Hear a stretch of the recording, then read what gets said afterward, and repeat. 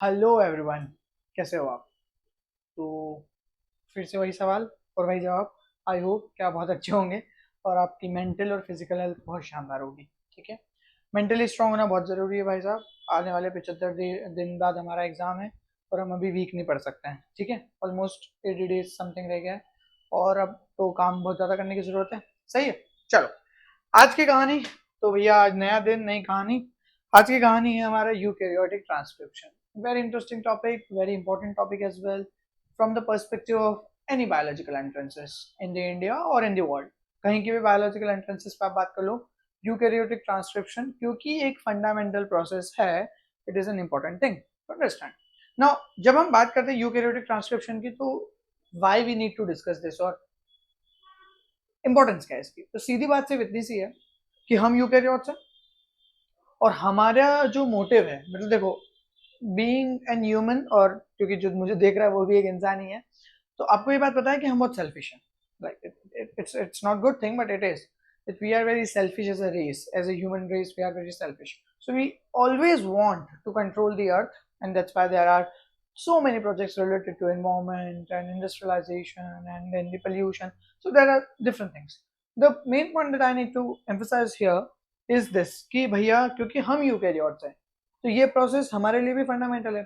अब क्योंकि हमारे लिए फंडामेंटल प्रोसेस है, इसमें वर्किंग कैसे है, क्या खराबी होने से क्या बीमारियां हो सकती है, बीमारियों को ठीक करने के लिए प्रोसेस को कैसा रखना पड़ेगा, ये सारी चीजें समझने के लिए हमको यूकैरियोटिक ट्रांसक्रिप्शन को समझना पड़ता है। आ रही बात समझ?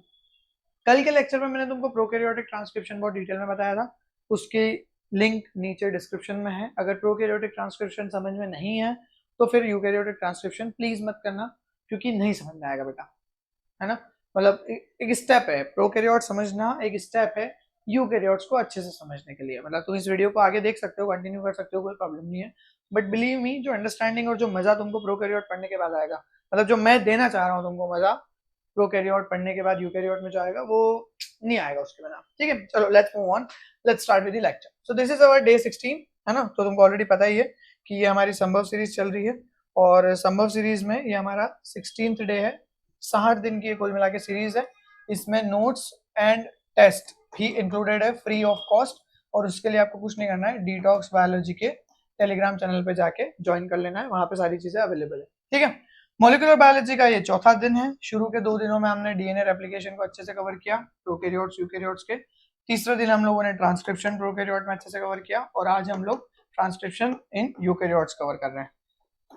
मैं इंटेंशनली इस यूनिट को थोड़ा ज्यादा दिन दे रहा हूँ क्योंकि ये यूनिट ऐसा नहीं है कि बाकी यूनिट से ज्यादा इंपॉर्टेंट है, इस यूनिट में टाइम ज्यादा लगता है फ्रेंकली स्पीकिंग। तो जो लोग ये बिना मतलब का एक हवा बना के रखते हैं कि मॉलिक्यूलर बायोलॉजी से ज्यादा सवाल आते हैं, मॉलिक्यूलर बायोलॉजी से उतने सवाल आते हैं जितने plant physio, animal physio, bio से आते हैं। सिर्फ ये है कि हाँ, मॉलिक्यूलर बायोलॉजी समझने में आपको थोड़ा ज्यादा टाइम लगता है क्योंकि थोड़ा सा क्रिटिकल पोर्शन हो जाता है। दूसरी चीज, इसके इम्प्लीकेशंस दूसरी यूनिट्स में बहुत ज्यादा है, मतलब आपको दूसरी यूनिट्स को अच्छे से समझने के लिए मूल बायो आना बहुत जरूरी है। इस वजह से हम बोल सकते हैं कि हाँ, मॉलिक्यूलर बायोलॉजी थोड़ी इंपॉर्टेंट है, बट इसका ये मतलब नहीं है कि यही यूनिट सबसे इंपॉर्टेंट है। So I am giving a bit more time, I think हम 6 to 7 डेज इसको देंगे। और उसका सीधा सीधा कारण मेरा यही है कि मैं नहीं चाहता हूँ कि तुम कोई भी कोर कॉन्सेप्ट मिस करो। यूजुअली 3 ही है, transcription, your I mean replication, transcription and the translation. एक लेक्चर में जीन रेगुलेशन पे तुम लोगों के लिए और बना दूंगा। चलो आगे बढ़ते हैं। Now why we need to discuss this, ये तो हमारी बात हो गई। तो हम बात कर रहे हैं ट्रांसक्रिप्शन इन यूकैरियोट्स। यूकैरियोट्स में देखो, ये चीज मैंने तुमको अपने रेप्लिकेशन वाले लेक्चर में भी बताई थी कि हमेशा यूकैरियोटिक प्रोसेस जो होगा वो ज्यादा रेगुलेटेड होगा, क्योंकि हमको एक मल्टी सेल्युलरिटी कॉम्प्लेक्स को मेंटेन करना है। प्रोकैरियोट्स यूजुअली यूनिसेल्युलर होते हैं तो उनके अंदर इतना रेगुलेशन नहीं होता है, हमारे पास थोड़ा ज्यादा रेगुलेशन है। बट इसका ये मतलब नहीं कि प्रोकैरियोट्स में रेगुलेशन नहीं हो। Operon is one of the great example of regulation. Then complexity ज्यादा है। कॉम्प्लेक्सिटी मतलब यहाँ पे अलग अलग बहुत सारे फैक्टर्स वगैरह यूज होने वाले हैं, जिस वजह से मैकेनिज्म थोड़ा कॉम्प्लेक्स हो जाएगा। दूसरी चीज, वही चीज मैंने आगे लिखी है कि more enzymes and factors are involve in here eukaryotic transcription में। अब यहाँ पे ये इंपॉर्टेंट ध्यान से समझना है, 2-3 लाइन बहुत इंपॉर्टेंट है। प्रोकैरियोट्स में एक ही टाइप का आरएनए पॉलीमरेज आरटीएम बाकी दूसरे आरएनए को सिंथेसाइज करता है, बट जब आप यूकैरियोट्स में जाते हो तो आपको 3 अलग अलग तरह के आरएनए पॉलीमरेज की जरूरत पड़ती है। और 3 अलग अलग तरह के आरएनए पॉलीमरेज की जरूरत इसलिए पड़ती है क्योंकि हमारे पास में 3 क्लासेस ऑफ जीन्स होते हैं। There are 3 classes of gene. ठीक है, तो जीन्स की क्लासेस कौन कौन सी है? Class 1, class 2, class 3। Class 1 gene जो है वो rRNA ट्रांसक्राइब करने के लिए रिस्पॉन्सिबल है, फिर ये mRNA के लिए सेकंड वाला, और थर्ड वाला tRNA को बनाने के लिए रिस्पॉन्सिबल है। हमारी बात समझ में? अब एक और बात समझो, अलग अलग तरह के आरएनए पॉलीमरेजेस के नाम भी इन्हीं के बेसिस पे। तो क्लास 1 के लिए पॉल 1 लगता है, क्लास 2 के लिए पॉल 2 लगता है, और क्लास 3 के लिए पॉल 3 लगता है। और इंटरेस्टिंग और सुनो, क्लास 1 के लिए आरएनए पॉलीमरेज 1 लगता है और वो जिस पे बैठता है उसका नाम होता है प्रमोटर 1। क्लास 2 में आरएनए पॉलीमरेज 2 लगता है और उसका नाम होता है promoter 2, and same promoter 3 for your RNA polymerase 3 and class 3 enzyme genes. अरे बात समझ में? तो RNA polymerase classes of genes and types of promoter, एक ही बात है भैया, ठीक है, एक ही बात है। तो उसमें कोई दिमाग नहीं लगाना है, सिर्फ क्या याद रखना है, आरएमटी याद रखना है। R for first, M for second, and T for third. अरे बात समझ, ये इंपॉर्टेंट होता है। प्रमोटर्स तीनों के अलग अलग होंगे, है ना, ऑब्वियस बात है। तो चलो अब थोड़ी बात समझ लेते हैं इसके ऊपर। पहले पॉलीमरेज देख लो, तो पहले एक ये बेसिक अरेंजमेंट देख लेते हैं। अगर हम एक प्रोकैरियोटिक ट्रांसक्रिप्शन यूनिट की बात करें, तो प्रोकैरियोटिक ट्रांसक्रिप्शन यूनिट में क्या होता है आपका डीएनए से एमआरएनए बनता है, और इसमें अपन ने ये मान लो ओपेरॉन का एग्जांपल दे दिया, तो ये आपका इनहिबिटर का मतलब रिप्रेसर वाला एमआरएनए है, और ये ZYA ये तीनों जीन हो गए, और इनका ये पॉलीसिस्ट्रोनिक एमआरएनए डेवलप हो गया। प्रोकैरियोट से पॉलीसिस्ट्रोनिक एमआरएनए, एक ही एमआरएनए से बहुत सारे different different kinds of polypeptide protein develop हो जाते हैं, जिसको पॉलीसिस्ट्रोनिक बोलते हैं। अब मान लो अब देखते हैं यूकैरियोटिक, इसके अंदर बीटा ग्लोबिन का जो ट्रांसक्रिप्शन यूनिट है अपन उसके बारे में बात कर रहे हैं। तो यहाँ पे अपने पास डीएनए है, ये पूरा का पूरा अपना ट्रांसक्रिप्शन यूनिट है। ट्रांसक्रिप्शन होगा, ट्रांसक्रिप्शन होने के बाद में आपका क्या होगा, स्प्लाइसिंग, और इसके बाद में यहाँ पे कैपिंग, और यहाँ पे टेलिंग भी होगी। विल टॉक अबाउट इट, ये भी सारी कहानी, तो ये इंपॉर्टेंट है। अब इसमें ध्यान देना एक वर्ड, ये प्रमोटर है अपना, यहाँ पे ग्रीन कलर का जो तुमको दिख रहा है डीएनए के जस्ट यहाँ पे प्रमोटर वो रीजन होता है जहाँ पे आरएनए पॉलीमरेज आके बाइंड करता है। मैंने कल बताई थी ये बात प्रोकैरियोट्स में। तो प्रमोटर में अगर कोई म्यूटेशन हो जाता है तो उस वजह से आपका लेवल ऑफ एमआरएनए कम हो जाएगा, ऑब्वियसली, क्योंकि ट्रांसक्रिप्शन अच्छे से नहीं हो पाएगा। बाकी नॉनसेंस, फ्रेम शिफ्ट, मिससेंस म्यूटेशन जो है, इस वजह से आपका प्रोटीन जो होता है या तो वो इनएक्टिव हो जाता है या फिर अनस्टेबल हो जाता है। स्प्लाइस साइट में अगर म्यूटेशन हो जाए, जैसे यहाँ पे स्प्लाइसिंग हो रही है ना जगह जगह पे, ये स्प्लाइसिंग हो रही है, तो स्प्लाइसिंग में अगर कोई म्यूटेशन होता है तो उसकी वजह से क्या होगा, आपका एबरेंटली स्प्लाइस्ड एमआरएनए, मतलब प्रॉपर एमआरएनए नहीं बनेगा, कहीं से टूटा फूटा हुआ आधा, या ऐसा बोल दो कि जहाँ पे इंट्रॉन्स लगे हुए एमआरएनए ही मिलने लगेंगे हमको। और लास्टली अगर 3 प्राइम एंड पे प्रोसेसिंग पे म्यूटेशन हो जाता है तो इस वजह से हमको नॉन पॉली एडिनाइलेटेड एमआरएनए मिलेगा, जो प्रॉपर तरीके से प्रोसेस नहीं हो पाएगा, क्योंकि ट्रांसलेशन करने के लिए पॉली ए टेल जरूरी है, वो मैं ट्रांसलेशन में बताऊंगा, आज नहीं। नाउ आगे बढ़ते हैं और थोड़ा बहुत आरएनए पॉलीमरेज के बारे में समझ लेते हैं और उनकी सब यूनिट्स के बारे में। पहली चीज तो समझ लो कि भैया प्रोकैरियोट्स में आरएनए पॉलीमरेज की सब यूनिट्स इंपॉर्टेंट है, यूकैरियोट्स में आप याद नहीं रख पाओगे, क्योंकि आरएनए पॉलीमरेज 2 में ही 12 सब यूनिट्स है, कितनी याद रखोगे? अरे ना बात समझ में, वहां पे आपकी 6 सब यूनिट है, सिग्मा तो उसकी सब यूनिट है भी नहीं वैसे भी, हम तो उसको बोल देते हैं कि भैया सिग्मा जो है वो कोर सब यूनिट नहीं होती, कोर की सब यूनिट नहीं है, होलो एंजाइम बनाने के लिए आती है। तो सिग्मा हो गया alpha, alpha alpha beta dash beta और ओमेगा, वो याद हो सकता है। यूकैरियोट्स के आरएनए पॉलीमरेज के सब यूनिट्स याद नहीं रखना, क्योंकि सवाल भी नहीं आएगा। अरे बात समझ में? तो इसके अंदर बहुत सारी सब यूनिट है, इसलिए इस पर ज्यादा दिमाग नहीं लगाना है, लेकिन कौन सा वाला पॉलीमरेज कौन सा काम करता है ये अच्छा सवाल बन सकता है, इसलिए ये इंपॉर्टेंट है, जरा देख लो, और उनके प्रमोटर्स पे भी बात करेंगे अभी। पॉलीमरेज 1 की अगर बात करी जाए, आरएनए पॉलीमरेज 1 जो कि आपका न्यूक्लियोलस में मिलता है, और न्यूक्लियोलस में क्या बनता है, आरआरएनए डेवलप होते हैं, तो न्यूक्लियोलस में मिलता है ये। और बड़े आरआरएनए जो होते हैं जैसे आपके 28S, 18S, 5.8S, ये सारे आरआरएनए आपका पॉलीमरेज 1 बनाता है, ट्रांसक्राइब करवाता है। मतलब आरएनए पॉलीमरेज 2 ये न्यूक्लियस में मिलता है और उसका मेन फंक्शन है एमआरएनए को सिंथेसाइज करना। तो आज हम जो डिस्कस भी करेंगे, हम क्लास 2 प्रमोटर्स और क्लास 2 आरएनए पॉलीमरेज और मैसेंजर आरएनए कैसे बनाया जाता है उस पर बात करेंगे। इसके अलावा ये एसएनआरएनए स्मॉल न्यूक्लियर आरएनए बनाने के लिए रिस्पॉन्सिबल होता है, एसआईआरएनए स्मॉल इंटरफेरिंग आरएनए बनाने के लिए रिस्पॉन्सिबल होता है, माइक्रो आरएनए, माइक्रो आरएनए जो है वो अपना जीन रेगुलेशन से रिलेटेड होता है, जो आपका एमआईआरएनए की पूरी बातचीत अपन करते हैं कि कैसे वो बाइंड करके और अल्टीमेटली आरएनए को बंद कर देता है ना। उसके बाद में अगर और आगे बढ़ते हैं अपन इसके अंदर, तो हमारे पास में आता है आरएनए पॉलीमरेज 3।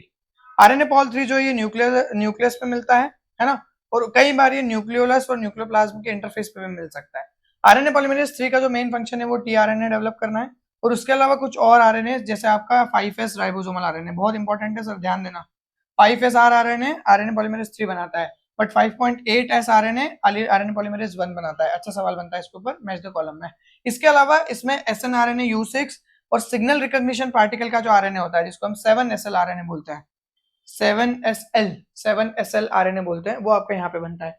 ये जो है 7SL आरएनए जो कि सिग्नल रिकॉग्निशन पार्टिकल के लिए रिस्पॉन्सिबल होता है, ये बेसिकली आपका जब प्रोटीन आप बनाते हो, सेल बायोलॉजी में बात करेंगे हम वैसे यूजुअली इस पे, तो ईआर पे आपके प्रोटीन को ले जाने के लिए रिस्पॉन्सिबल होता है कि भैया ये ईआर पे बनेगा। दो जगह बनता है प्रोटीन, या तो साइटोसॉल में राइबोसोम पे बनेगा, या फिर आपका रफ एंडोप्लाज्मिक रेटिकुलम के ईआर मतलब ईआर वाले राइबोसोम पे बनेगा। तो एसआरपी जो है वो वहां साइटोसॉल से ईआर की मेम्ब्रेन पे ले जाने के लिए रिस्पॉन्सिबल होता है। अभी के लिए इतना काफी है, बाकी चीजें मैं बाद में बताऊंगा। और नाउ एक इंपॉर्टेंट पॉइंट, अल्फा एमिनिटीन नाम का एक ड्रग है, ड्रग बोल लो या कंपाउंड बोल लो या टॉक्सिन बोल लो, जो जिसके बेसिस पे हमको ये पता चलता है कि 3 अलग अलग तरह के आरएनए पॉलीमरेज हमारे पास होते हैं, पॉल 1, पॉल 2, पॉल 3।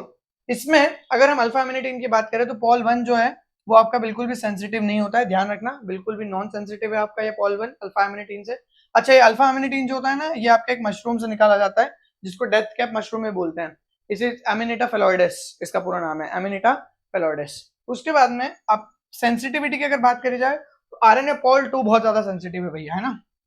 और आरएनए पॉल 3 की अगर बात की जाए तो एनिमल्स में तो ये सेंसिटिविटी शो करता है, लेकिन जो आपके प्लांट्स और ईस्ट वगैरह में होते हैं, फंगस वगैरह में, ये आपका उतना अच्छे से शो नहीं करता है। इंसेक्ट्स में भी इसकी सेंसिटिविटी उतनी अच्छी देखने को नहीं मिलती है पॉल 3 पे। तो ये बात ध्यान रखना, इस पर अच्छा सवाल बनता है। तो इसका अगर ग्राफ बना के देखोगे तो तुमको ये सब समझ में आएगी कि अल्फा एमिनिटीन की जो सेंसिटिविटी वो अलग अलग है। तो जैसे जैसे आप अल्फा एमिनिटीन का लेवल बढ़ाओगे, आपकी सेंसिटिविटी जो होगी वो इस तरीके से ड्रॉप होती जाएगी, ठीक है। तो ये वाला कौन सा है, ये वाला कौन सा है, ये वाला कौन सा है, ये तुमको कमेंट में बताना है। मैं इसको एबीसी लिख रहा हूँ, आप तुमको कमेंट में बताना है कि ए वाला कौन सा है इन तीनों में, बी वाला कौन सा है इन तीनों में, और सी वाला कौन सा है इन तीनों में, ठीक है। यहाँ पे मैं अल्फा एमिनिटीन का लेवल बढ़ाता जा रहा हूँ।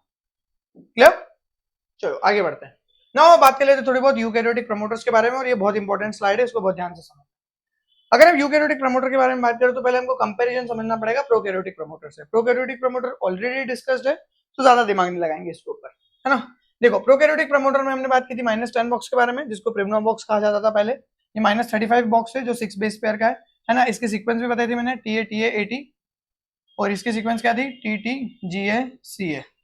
ये दो सीक्वेंसेस अपने को याद रखने के लिए भी बोला गया था। यहाँ से अपनी है ट्रांसक्रिप्शन इनिशिएशन साइट है ना, ट्रांसक्रिप्शन स्टार्ट साइट जिसको तुम बोल सकते हो, और वहां से कहानी चल रही है। बट हमारी बात कहाँ पे है, यूकैरियोटिक प्रमोटर पे। तो मैं यूकैरियोटिक प्रमोटर्स तो तुमको सारे बता रहा हूँ, बट सिर्फ ट्रांसक्रिप्शन हम क्लास 2 प्रमोटर्स और आरएनए पॉलीमरेज 2 पे ही बात करेंगे ना, अन्य से बहुत बड़ा लेक्चर हो जाएगा अगर मैं 3 और 1 पे भी चला गया तो प्रमोटर्स पढ़ा देता हूँ। देखो, इसमें ये बायपर्टाइट प्रमोटर होता है। बायपर्टाइट का मतलब इसमें 2 रीजन होते हैं। बायपर्टाइट प्रमोटर मतलब एक कोर एलिमेंट होता है और दूसरा एक अपस्ट्रीम एलिमेंट होता है। कोर एलिमेंट जो होता है उसी में हमारी ट्रांसक्रिप्शन स्टार्ट साइट होती है, और इधर आती है अपनी अपस्ट्रीम एलिमेंट। अपस्ट्रीम एलिमेंट पे अपने अपस्ट्रीम कंट्रोल एलिमेंट बोलते हैं इसको, यूसीई भी बोला जाता है इसको, अपस्ट्रीम कंट्रोल एलिमेंट। तो यहाँ पे आपके क्या करते हैं, प्रॉपर तरीके से आपके फैक्टर्स बाइंड करते हैं। फैक्टर्स बाइंड करने के बाद में यहाँ पे ये आरआरएनए के सिंथेसिस में मदद करवाते हैं, ठीक है। क्योंकि पॉलीमरेज 1 क्या सिंथेसाइज करता है, आरआरएनए सिंथेसाइज करता है, तो आरआरएनए के लिए ये सिंथेसिस करवाते हैं। तो बस अभी के लिए इतना ध्यान रखो, बायपर्टाइट प्रमोटर होता है, कोर एलिमेंट होता है, और यूसीई होता है, अपस्ट्रीम कंट्रोल एलिमेंट। हमारा जो मेन आज की दिमाग लगाने वाली बात है वो है eukaryotic Paul 2 promoter. Polymerase 2 promoter की अगर बात करें तो इसके अंदर बहुत सारी चीजें होती है। इसमें काफी कुछ चीजें मैंने इंक्लूड नहीं करी है, बट काफी कुछ इसके अंदर है। पहला होता है बीआरई। बीआरई का मतलब होता है transcription factor 2B recognition element. Transcription factor 2B recognition element, तो BRE ये होता है आपका। उसके पास में होता है TA बॉक्स, इसको बोलते हैं टाटा बॉक्स। इसके सीक्वेंस देख सकते हो, TA यहाँ पे TA AT था, ध्यान रखना। ये होता है TATA box. TATA box important है क्योंकि इससे बाइंड करेंगे TBPs वगैरह, टाटा बाइंडिंग प्रोटीन्स वगैरह के बारे में बात करेंगे। फिर आता है अपना इनिशिएटर सीक्वेंस, जहां से हमारा क्या है, ट्रांसक्रिप्शन स्टार्ट होने वाला है। अच्छा, इसके सीक्वेंस ध्यान से देखना, इट इज पिरिमिडीन एडेनिन, फिर एक N, और फिर TA, फिर पिरिमिडीन। बेसिकली ये पूरा का पूरा सीक्वेंस होता है आपका, जिसके बेसिस पे आपका इनिशिएटर बनता है। इनिशिएटर सीक्वेंसेस याद रखना, इसमें सवाल बन जाता है। तो YYANTA में से, और फिर YY, ठीक है। उसके बाद में आता है अपना डाउन स्ट्रीम प्रमोटर एलिमेंट। अच्छा देखो, इंटरेस्टिंग बात समझाओ, यहाँ से ट्रांसक्रिप्शन स्टार्ट साइट है, बट उसके बाद डाउन स्ट्रीम पे भी आपको प्रमोटर एलिमेंट मिल रहा है। यही ब्यूटीफुल अरेंजमेंट है प्रोकैरियोट्स के अलावा यूकैरियोट्स में। प्रोकैरियोट्स में हमेशा प्रमोटर सिर्फ अपस्ट्रीम मिलता है आपके ट्रांसक्रिप्शन स्टार्ट साइट से। देखो, यहाँ पे ट्रांसक्रिप्शन स्टार्ट साइट है और यहाँ पे ये प्रमोटर मिल रहा है। लेकिन यहाँ पे हमारे केस में क्या है, डाउन स्ट्रीम पे भी प्रमोटर एलिमेंट हो सकता है, जिसको हम यहाँ पे अब 2 होते हैं, इसको DPE बोल रखा है। यहाँ पे एक होता है मोटिव 10 एलिमेंट, जो इसको MTE कहा जाता है, और उसी के अंदर होता है ये MTE, DPE के अंदर ही होता है। DCE भी होता है, डाउन स्ट्रीम कंट्रोल एलिमेंट, इन दोनों को मिला के DPE को कहा जाता है, ठीक है। ये हुआ सेकंड प्रमोटर। फिर अपन आ जाते हैं पॉल 3 के प्रमोटर पे। अब पॉल 3 में दो तरीके के प्रमोटर्स हैं, एक आपका टीआरएनए के लिए प्रमोटर है और दूसरा आपका 5s आरआरएनए बनाने के लिए प्रमोटर है, क्योंकि 5s आरआरएनए भी इसी में बनता है पॉल 3 से। तो इसमें ना तुमको बस इतनी सी बात ध्यान रखनी है कि ये ट्रांसक्रिप्शन स्टार्ट साइट के बाद इसके अंदर दो बॉक्सेस मिलेंगे, ए बॉक्स और बी बॉक्स। बॉक्स क्या होता है? बॉक्स वो सीक्वेंस होती है जो कंजर्व्ड होने के साथ साथ कॉन्सेंसस होती है, मतलब एक ही सीक्वेंस होती है, इसमें बहुत बदलाव नहीं होता और बार बार किसी पर्टिकुलर जगह पे रिपीट होती है, बार बार रिपीट होती है। तो ए बॉक्स और बी बॉक्स जो है वो टीआरएनए के लिए रिस्पॉन्सिबल वाले प्रमोटर में होते हैं, थर्ड यूकैरियोटिक थर्ड वाले में, पॉलीमरेज में। और 5s आरआरएनए में क्या होता है भैया? सी बॉक्स मिलता है आपको वहां पे। बस ये इंपॉर्टेंट पॉइंट है जो याद रखना है। 5s आरआरएनए का जो यूकैरियोटिक पॉल 3 प्रमोटर है उसके अंदर सी बॉक्स मिलता है, डीआरएनए में ए और बी मिल रहा था। इस स्लाइड को प्लीज रोक के अच्छे से पढ़ना, क्योंकि ये दिमाग लगाने वाली चीज है, इस पे अच्छा सवाल बन सकता है। आ रही बात समझ में? नेक्स्ट जनरल मैकेनिज्म की बात कर लेते हैं। अब लेट्स टॉक अबाउट कि क्लास 2 प्रमोटर्स और ये सब कैसे काम करता है। देखो जनरल मैकेनिज्म की बात करें तो जनरल मैकेनिज्म इनिशिएशन का वैसा ही है जैसा हमने प्रोकैरियोट्स में पढ़ा था। वही कहानी होगी कि पॉलीमरेज क्या करेगा? आपका बाइंड करेगा, क्लोज्ड कॉम्प्लेक्स बनाएगा। क्लोज्ड कॉम्प्लेक्स में तुम ऑलरेडी जानते हो कि क्लोज्ड कॉम्प्लेक्स में स्थिति क्या बनती है। क्लोज्ड कॉम्प्लेक्स में आपका इसकी जो बाइंडिंग होती है वो लूज होती है, और अभी क्या है आपका डीएनए यहाँ पे ओपन नहीं हुआ है। फिर क्या होता है? पॉलीमरेज मेल्ट करता है डीएनए को, है ना। सिग्मा वहां पे मदद कर रहा था, यहाँ पे आपके कुछ फैक्टर्स होते हैं और इसकी वजह से आपका इनिशियल ट्रांसक्रिप्ट बनता है। इनिशियल ट्रांसक्रिप्ट जहाँ पे बनता है इसको अपन ओपन कॉम्प्लेक्स बोलते हैं, क्योंकि डीएनए यहाँ पे ओपन हो चुका है और यहाँ पे आपकी एफिनिटी और बढ़ जाती है। फिर इलोंगेशन होता है, ट्रांसक्रिप्ट आपका बढ़ता जाता है। फिर जहाँ पे टर्मिनेशन आता है वहां पे आपका पॉलीमरेज जो है वो डिसोसिएट हो जाता है और वापस से ये नॉर्मल कहानी चलती रहती है। यहाँ पे देखो, यहाँ पे ये सिग्मा अरेंजमेंट दे रखा है, आरएनए एग्जिट चैनल वगैरह, तो ये बेसिक अरेंजमेंट है इनिशिएशन का। बट सिग्मा ध्यान रखना यहाँ पे नहीं है, सिग्मा यूकैरियोट्स में है। यहाँ पे ये यूकैरियोटिक अरेंजमेंट दे रखा है, बट इनिशिएशन यूजुअली दोनों में सेम ही है। तो प्रमोटर्स का ही खेल है सारा। अपन आ जाते हैं थोड़ा इंटरेस्टिंग पॉइंट पे, जिसको कहा जाता है क्लास 2 प्रमोटर्स। क्लास 2 प्रमोटर्स के बारे में बात क्यों करना जरूरी है? क्योंकि एमआरएनए सिंथेसिस आपका क्लास 2 प्रमोटर से ही हो रहा है, मतलब class 2 RNA polymerase, class 2 genes और क्लास 2 प्रमोटर्स। आ रही बात समझ में? इसलिए इंपॉर्टेंट हो जाता है कि आप किस तरीके से काम कर रहे हो। नाउ यहाँ पे अपने पास में एक प्रॉपर्टी दे रखी है जिसको हम बोल रहे हैं डिजिटल इनहेंसर।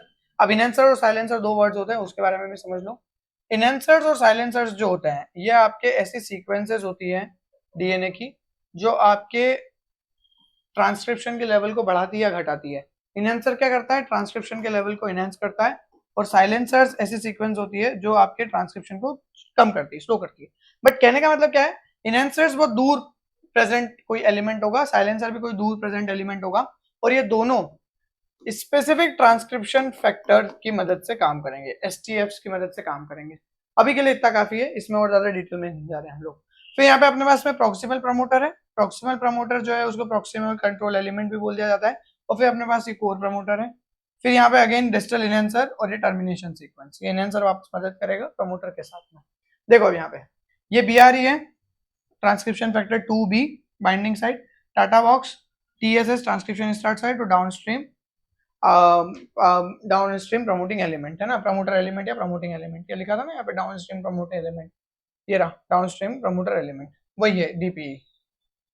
यहाँ तक क्लियर है? तो ये स्ट्रक्चर्स अच्छे से याद कर लेना, क्योंकि इससे सवाल बनता है। तो बीआरई इंपॉर्टेंट है, टाटा इंपॉर्टेंट है, टीएसएस तो इससे याद हो जाएगी transcription start site, DP important है। ये बेसिक अरेंजमेंट अपने इंपॉर्टेंट है। बाकी प्रॉक्सिमल प्रमोटर यहाँ पे होता है, ये इंपॉर्टेंट है। नाउ सी, जब भी हम आरएनए पॉलीमरेज 2 की बात करते हैं और जब वो प्रमोटर 2 पे बोलता है कि मैं प्रमोटर 2 पे बैठना चाहता हूँ, तो डायरेक्टली जाके वो प्रमोटर 2 पे नहीं बैठ सकता है। जैसे हमारे प्रोकैरियोट्स में सिग्मा फैक्टर डायरेक्टली बिठा देता है, ऐसे प्रमोटर पे नहीं बैठ सकता है। उसको क्या चाहिए होते हैं? उसको कुछ फैक्टर्स चाहिए होते हैं जिसका नाम होता है जनरल ट्रांसक्रिप्शन फैक्टर। पीछे ध्यान देना, मैंने स्पेसिफिक ट्रांसक्रिप्शन फैक्टर्स लिखा था यहाँ पे, अभी मैं बोल रहा हूँ general transcription factor. General transcription factors usually वो प्रोटीन्स होते हैं जो आपके किसी पर्टिकुलर प्रमोटर पे आरएनए पॉलीमरेज को सिट बिठाने के लिए रिस्पॉन्सिबल होते हैं। आगे बात समझ में? सिंपल है। नाउ सी, कुछ प्रमोटर्स अपने को पॉल 2 के लिए याद रखना है ना, और उसमें जो सीक्वेंस है वो है DABFEH। तो डैब और फिर ये फे, PFEH, डैब फे। तो ये इंपॉर्टेंट सीक्वेंसेस अपनी दोनों हो जाती हैं, जिसके बारे में अपने को बात करनी है। नाउ सी, इसमें क्या कहना चाह रहे हैं अपन वो भी समझ लेते थोड़ा सा। देखो अब है ना, इसकी इंपॉर्टेंस क्या है कि इसके थोड़ी बहुत फंक्शंस अपने को याद रखना पड़ेंगे। जैसे ट्रांसक्रिप्शन फैक्टर 2A जो है, ये आपका टीबीपी मतलब टाटा बाइंडिंग प्रोटीन और ट्रांसक्रिप्शन फैक्टर 2b को स्टेबलाइज करने में मदद करता है। तो क्या होता है आपका ट्रांसक्रिप्शन फैक्टर 2b के साथ में टीबीपी को जोड़ने में मदद करता है। ट्रांसक्रिप्शन फैक्टर 2b क्या करता है भैया, तो ट्रांसक्रिप्शन फैक्टर 2b आपका टीबीपी से बाइंड करता है, इसको स्टेबल कर रहा है ट्रांसक्रिप्शन फैक्टर 2a, और इसकी वजह से ये आपकी स्टार्ट साइट को सिलेक्ट करता है। कौन, transcription factor 2b start site को सिलेक्ट करके, और वहीं पे ये इंपॉर्टेंट पॉइंट है, पॉलीमरेज 2 को रिक्रूट करवाता है। सवाल आता है इसके ऊपर, पॉलीमरेज 2 को कौन रिक्रूट करवाता है, transcription factor 2b। Transcription factor 2d जो है ये आपके रेगुलेटरी फैक्टर के साथ में इंटरेक्ट करता है, very important, interact with regulatory factor मतलब प्रमोटर वगैरह इन सारी चीजों को। और टीबीपी, टीबीपी की बात करें टाटा बाइंडिंग प्रोटीन की, तो टीबीपी जो है आपका ये ट्रांसक्रिप्शन फैक्टर 2d का एक सब यूनिट होता है जो टाटा बॉक्स को रिकॉग्नाइज करता है, इसीलिए सबसे पहले डी आता है। तो डी आता है और टाटा बॉक्स को रिकॉग्नाइज करवाने में मदद करता है ना, और टीबीपी उसी के साथ में रहता है। फिर होता है ट्रांसक्रिप्शन फैक्टर 2e, ये आपका ट्रांसक्रिप्शन फैक्टर 2h को रिक्रूट करवाता है। ट्रांसक्रिप्शन फैक्टर 2f ये आपका पॉलीमरेज 2 और ट्रांसक्रिप्शन फैक्टर 2b से बाइंड करता है। ट्रांसक्रिप्शन फैक्टर 2h जो है ये आपका प्रमोटर डीएनए को अनवाइंड करवाता है, वेरी इंपॉर्टेंट।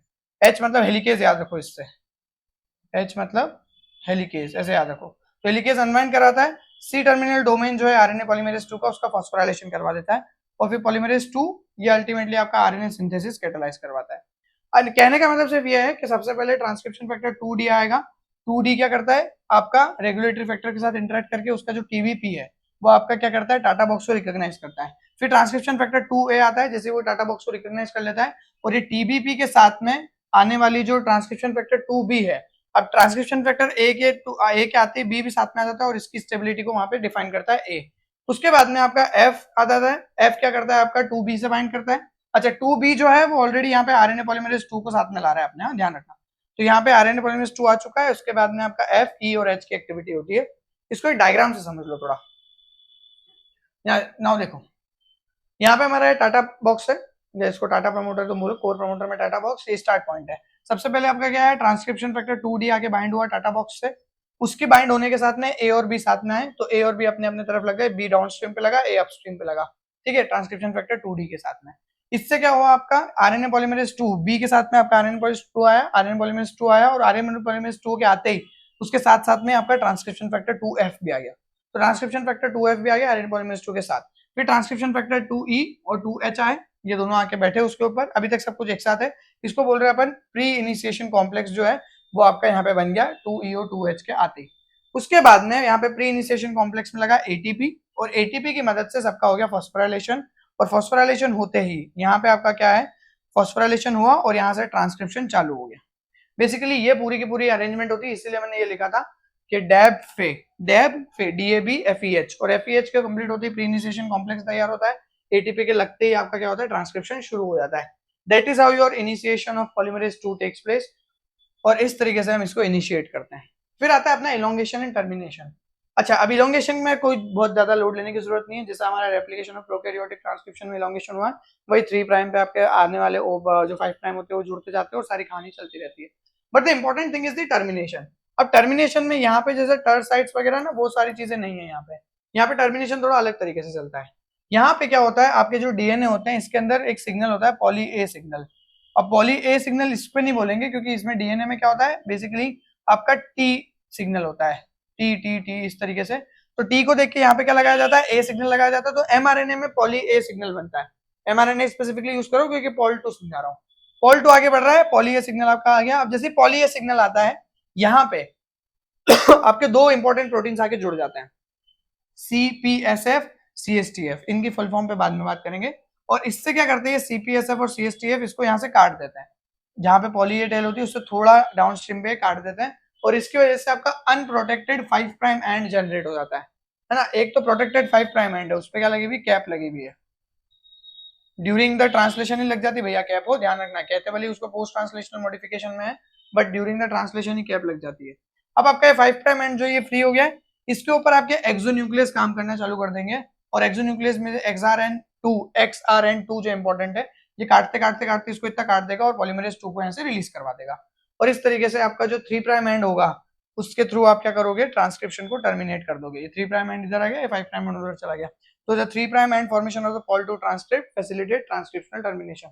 तो यहाँ पे जो 3 प्राइम एंड है उसके थ्रू आपका क्या होगा, या इधर होगा ना 3 प्राइम एंड अंदर, अगर इधर 5 प्राइम है तो उधर क्या होगा 3 प्राइम ही होगा। इस तरीके से आप इसको टर्मिनेट करवाते हो। और इसमें इंपॉर्टेंट क्या है, call to important, obviously important है, पॉली ए सिग्नल XRN2, ये इंपॉर्टेंट है। आ रही बात समझ में? Now we move on to the next topic, the post transcriptional modification. तो आई होप यहाँ तक तुमको टर्मिनेशन वगैरह के बारे में सब समझ में आ गया होगा। ये CPSF और CSTF अभी याद रखना, इस पर अपन बात करेंगे डिटेल में थोड़े देर में। चलो आगे बढ़ते हैं। Now we are moving on to the post transcriptional modification. अगर हम पोस्ट ट्रांसक्रिप्शनल मॉडिफिकेशन की बात करें तो इसमें बहुत बेसिक अरेंजमेंट ध्यान रखना है, और वो बेसिक अरेंजमेंट बहुत ज्यादा नहीं है, सिंपल सही है। mRNA की अगर बात की जाए, क्योंकि हम क्लास 2 प्रमोटर और क्लास 2 जीन और क्लास 2 पे बात कर रहे हैं, तो इसमें 3 बेसिक मॉडिफिकेशंस की बात करते हैं, दूसरों में भी होते हैं बट अभी हम mRNA पे 3 बात कर रहे हैं। एक तो splicing of the intron. Splicing of the introns, तो इंट्रॉन्स क्या होते हैं आपके नॉन कोडिंग पार्ट होते हैं, non coding region of mRNA, और mRNA कहने की बजाय हम इसको बोल सकते हैं DNA के, जिससे कोई प्रोटीन नहीं बनता है, तो इसको नॉन कोडिंग रीजन बोल देते हैं, इसको हटाना है। कैपिंग करनी है 5 प्राइम एंड पे, क्योंकि ये जो 7 मिथाइल गुआनोसिन की कैप लगेगी 5 प्राइम एंड पे, this is going to be acting as an export signal, going to act as an export signal. और उसके अलावा अभी मैंने पीछे बताया था तुमको कि क्या करेगी, एक्सोन्यूक्लियस से भी बचाएगी, एक्सोन्यूक्लियस से भी बचाएगी। उसके बाद में टेलिंग, तो आप 3 प्राइम एंड पे क्या करते हो, बहुत सारे ए की टेल लगा देते हो। ये पॉली ए टेल जो है बहुत डिटेल में मदद करते हैं हमको आगे ट्रांसलेट करने में चीजों को। तो 150 से लेकर 250 ए की हम क्या करते हैं इसके अंदर आखिरी में 3 प्राइम एंड पे टेल कर देते लंबी सी, ठीक है। इस पर बात करेंगे कैसे होता है। पहले समझ लेते हैं थोड़ा बहुत कि एक अरेंजमेंट क्या है। ये जैसे न्यूक्लियस है, ये हमारा डीएनए है, डीएनए में ये जो रेड वाला रीजन है ये हमारा इंपॉर्टेंट रीजन है, और ग्रीन वाला जो रीजन है ये हमको स्प्लाइस करना है। तो यहाँ से लेके यहाँ तक ये पूरी स्प्लाइसिंग हो गई। स्प्लाइसिंग होते ही हमारा mRNA के 5 प्राइम पे कैप लग गया है, और पीछे क्या है ये ए इस तरीके से लंबी सी हो गई है। उसके बाद में जो ये 5 प्राइम कैप है ये एक्सपोर्ट सिग्नल की तरह एक्ट करेगी, तो यहाँ पे इसका एक्सपोर्ट हो गया, ये बाहर आ गया, इसका ट्रांसलेशन हुआ, और अल्टीमेटली आपका क्या हो गया। हमेशा ध्यान रखना कि ट्रांसलेशन का प्रोडक्ट कभी भी आपका प्रोटीन नहीं होता है, ट्रांसलेशन का प्रोडक्ट हमेशा पॉलीपेप्टाइड होता है। उस पॉलीपेप्टाइड की करेक्ट फोल्डिंग, करेक्ट मैकेनिज्म होने के बाद प्रोटीन बनता है। मैंने देखा है बच्चों को डायरेक्टली वो बोल देते हैं कि यहाँ पे ट्रांसलेशन हो रहा है मतलब प्रोटीन बन रहा है, नहीं, गलत है वो। चलो आ जाते भैया इंट्रॉन की स्प्लाइसिंग पर थोड़ी सी बात कर लेते हैं। अगर हम इंट्रॉन की स्प्लाइसिंग की बात करें तो यहाँ पे आपको स्मॉल न्यूक्लियर RNPs बोल लो जिसको, राइबो न्यूक्लियोप्रोटीन्स, उनकी जरूरत पड़ने वाली है। बट पहले थोड़ा सा समझ लो कि अरेंजमेंट क्या होता है। यहाँ पे मैं तुमको लेरिएट फॉर्मेशन वाली बात बता रहा हूँ कि लेरिएट फॉर्मेशन में कैसे स्प्लाइसिंग होती है। तो अगर तुम ध्यान से देखोगे तो ये हमारा इंट्रॉन है, दिस इज अवर इंट्रॉन, ये हमारा 5 प्राइम एक्सॉन है, और ये हमारा 3 प्राइम एक्सॉन है, this is 3 prime exon, this is 5 prime exon. 5 prime exon का जो जी है, अब जो हमेशा जी हो ऐसा जरूरी नहीं, बट इस केस में हम जीए वाली समझ रहे हैं। तो यहाँ पे क्या होता है, आपके इंट्रॉन के अंदर एक सीक्वेंस होती है जिसको हम बोलते हैं YN यूरे, YN यूरे, RAY। इसमें जो ए है ये हमारा ब्रांच पॉइंट है, समझते हैं कैसे, देखो ये हमारा ए जो है इसके ऊपर 2 प्राइम पे OH होगा, क्योंकि हम RNA की बात करें तो 2 प्राइम पे OH होगा। यहाँ से OH क्या करता है, आपका जो जी एंड में है, किसके एंड में है, आपके इंट्रॉन के, कौन से 5 प्राइम एंड के तरफ जो एक्सॉन है उसके एंड में जो जी है इंट्रॉन का पहला वाला, उस पर अटैक करवा देता है। उस पर अटैक कराने के साथ साथ में इन दोनों के बीच में फॉस्फेडाइस्टर बॉन्ड बन जाता है, और फॉस्फेडाइस्टर बॉन्ड बनने के कारण आपका 2 प्राइम से अरेंजमेंट बनके, और यहाँ पे 2 प्राइम टू 5 प्राइम फॉस्फेडाइस्टर बॉन्ड बनके हट जाता है। ये 2 प्राइम टू 5 प्राइम बॉन्ड बनता है, ये ध्यान रखना, यूजुअली नहीं बनता है ये बॉन्ड बनने के बाद में यहाँ से ये क्या हुआ, ये देखो इस तरीके से ब्रांच हो गया, ये जी यहाँ से उठ के इसके पास चला गया, ये चला गया, तो ये लूप बन गया यहाँ पे। अब उसके बाद क्या होता है, यहाँ पे 3 प्राइम OH फ्री बचा है। ये 3 प्राइम OH क्या करता है, टारगेट करता है आपके लास्ट वाले फॉस्फेट पे, जो कि आपके 3 प्राइम एक्सॉन के जी के पास होता है। इसके बेसिस पे क्या होता है, यहाँ से ये 3 प्राइम OH का और इधर से 5 प्राइम फॉस्फेट, ये दोनों जुड़ के आपका क्या कर लेते हैं, ये अरेंजमेंट बना लेते हैं। तो ये जी का 3 प्राइम OH और ये जी का ये फॉस्फेट, ये दोनों जुड़ गए यहाँ पे इस जगह पे, ये हो गई इतनी स्प्लाइसिंग, और एक्सॉन अलग अलग हो गई, और बचा कुचा ये क्या है, ये पूरा लेरिएट के फॉर्म में बाहर निकल गया। लेरिएट बेसिकली किसको कहा जाता है, लेरिएट बेसिकली ये ना जैसे कुत्ते वगैरह पकड़ने अगर तुम आते हैं तो देखना कि कुत्ते के अंदर वो है ना ऐसे गले में डालते हैं, जब वो कुत्ता झिसपट आता है तो वो टाइट हो जाता है, उसी को बोलते हैं लेरिएट, फंदा, आसानी से बोला जाए तो फंदा होता है लेरिएट का मतलब, ठीक है। ये बेसिक अरेंजमेंट है, तो ये वाई न्यूरे का अरेंजमेंट, और इस तरीके से काम चलता है। अब ये सारी पिक्चर को करने के लिए आपको SNRNPs चाहिए होते हैं, और इस more than 80 different types of SNRNPs हमको मिलते हैं, स्मॉल न्यूक्लियर राइबोन्यूक्लियोप्रोटीन्स, जिसमें से 6 तो तुमको याद रखना है, U1 to U6। अब ये U1 to U6 को यहाँ जुड़ता है, कोई ब्रांचिंग करवाता है, कोई फिर एक्सोन्यूक्लियस एक्टिविटी करता है, एंडोन्यूक्लियस एक्टिविटी करता है, और इस तरीके से पूरा काटापीटी चलती है। तो आज अपन वहां नहीं जा रहे, लेकिन इतने में तुम्हारा काम बन जाएगा, ठीक है। The next point is the 5 prime capping. अब ये 5 प्राइम कैपिंग बहुत इंटरेस्टिंग पोर्शन है। इसमें 5 प्राइम लेबलिंग पूरा का पूरा चलता है। हम जानते हैं ये बात कि कोई भी 5 प्राइम पे ट्रिपल फॉस्फेट्स होते हैं, जिसमें हम अल्फा, बीटा और गामा 3 फॉस्फेट बोलते हैं। यहाँ पे हम यही कुछ करने वाले कि इस गामा फॉस्फेट पे टारगेट करेंगे। देखना जरा कैसे। ये हमारा 5 प्राइम है, ये न्यूक्लियोटाइड है, ये फॉस्फेट है अल्फा वाला, ये अल्फा फॉस्फेट, फिर अल्फा फॉस्फेट, इस तरीके से चल रही है हमारी। सबसे पहले हम क्या करते हैं, हम अल्कलाइन फॉस्फेटेज यूज करके जो गामा फॉस्फेट होता है उसको यहाँ से रिमूव करवा देते हैं। गामा फॉस्फेट यहाँ से रिमूव हो गया, देखो यहाँ पे अब 2 ही फॉस्फेट बचे 5 प्राइम पे। उसके बाद में हम यहाँ पे गुआनिन न्यूक्लियोटाइड ऐड करवाते हैं, और वो जो गुआनिन न्यूक्लियोटाइड होता है उसके थ्रू आपका यहाँ पे अल्फा कार्बन जो है, सॉरी अल्फा फॉस्फेट जो है वो यहाँ पे बाइंड कर लेता है। ये बाइंड कर गया। अब क्या करते हैं, जब हमने गुआनिन यहाँ पे डाल दिया, जीटीपी से डालोगे हमेशा, है ना, तुमको पता है ऑलरेडी कैसे ऐड करते हैं। जीटीपी के थ्रू आपने गुआनिन ऐड किया। अब गुआनिन को क्या करोगे, मिथाइलेट करोगे, तो मिथाइल ग्रुप्स ऐड कर दोगे 7th पोजीशन पे गुआनिन के। और इसके लिए आप क्या यूज करोगे, इसके लिए आप यूज करते हो सैम, एस एडिनोसिन मिथ्योनिन, और वो कन्वर्ट हो जाता है एस असाइल होमोसिस्टीन में, SSAHC। इसके बेसिस पे आपका ये मिथाइल ग्रुप ऐड हो गया। अब कई बार क्या होता है कि ये तो हो गई कैप, है ना, कई बार क्या होता है कि कैप 0 वगैरह बनने के बाद कैप 1 2 भी बनती है। जैसे यहाँ पे कैप 0 बन गई 7 मिथाइल गुआनोसिन की। उसके बाद में आपका यहाँ पे दूसरी मिथाइलेशन होने के साथ साथ में और भी कैप्स लगती है। हर बार लगे ऐसी गारंटीड नहीं है, बट ये एक अरेंजमेंट होता है 7 मिथाइल गुआनोसिन का, और इस तरीके से आपकी कैपिंग मैकेनिज्म चलती है, ठीक है। तो सेकंड और थर्ड न्यूक्लियोटाइड पे 2 प्राइम OH पे भी अपन ने क्या कर दिया, यहाँ पे मिथाइल ग्रुप ऐड कर दिया, and that's how your 5 prime capping takes place. 5 prime capping में ध्यान रखना, 5 prime to 5 prime phosphodiester bond बन रहा है यहाँ पे। जब ये 5 प्राइम है ना, इस बार भी जब आ रहा है तो ये 5 प्राइम टू 5 प्राइम अरेंजमेंट बन रहा है। ये भी एक इंटरेस्टिंग केस है, तो भाई ये कैपिंग स्प्लाइसिंग में ध्यान रखना, इंटरेस्टिंग केस है। साइक्लिक एएमपी में भी अरेंजमेंट इंटरेस्टिंग सा होता है, उसमें कभी जब हम बात करेंगे सिग्नलिंग पे तब बताऊंगा। अगला आ जाता है 3 prime telling. Telling again important है, पॉलीएडिनाइलेशन बोलते हैं इसको। अच्छा, अभी हमने बात की थी कि टर्मिनेशन के लिए आपको ए रिच सीक्वेंस चाहिए होती है, और ए रिच सीक्वेंस के थ्रू आप CST और CSTF CPSF वगैरह लगवाते हो। Cleavage and polyadenylation stimulating factor और क्लीवेज स्टिमुलेटरी फैक्टर, ये दोनों अरेंजमेंट लगते हैं। आप देखो ध्यान से, यहाँ पे आपका ये ए रिच रीजन आया, अल्टीमेटली आपका ये आरएनए पॉलीमरेज आगे बढ़ रहा है, फिर यहाँ पे एंडोन्यूक्लियस आता है और इसको कट करता है।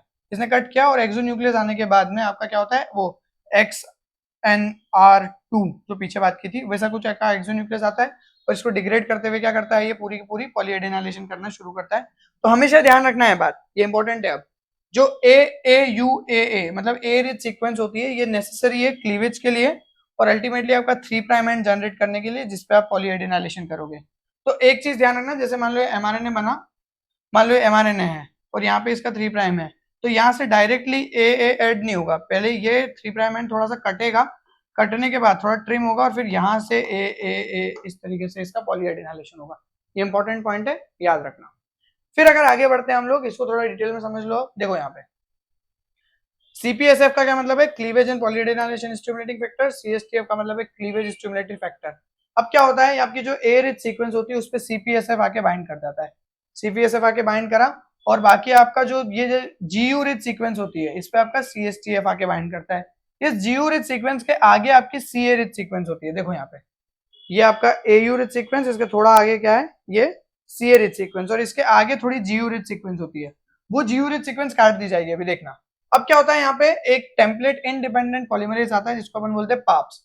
क्या है, पॉली ए पॉलीमरेज, ठीक है, पॉली ए पॉलीमरेज ये आता है, और ये ए रेसिड्यू को लगाना शुरू करता है। तो ये PAP जुड़ गया, ये AAU पे आपका CPSF जुड़ा हुआ है, CSTF जुड़ा हुआ है आपका इस तरीके से GU रिच रीजन में, और आपके बाकी पाप और ये सब जुड़ के आपके क्या है, पॉलीएडिनाइलेशन करना शुरू कर चुके हैं।